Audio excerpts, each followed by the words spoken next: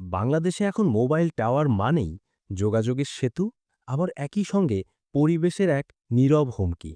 সরকারি হিসেব অনুযায়ী দেশে মোট প্রায় ২১,৭৬২টি মোবাইল টাওয়ার রয়েছে।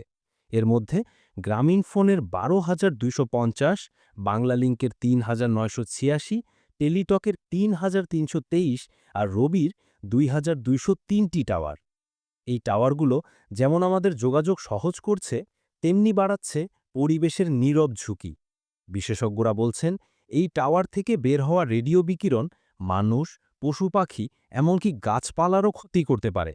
অনেক জায়গায় দেখা গেছে টাওয়ারের আশেপাশে পাখির সংখ্যা কমে যাচ্ছে।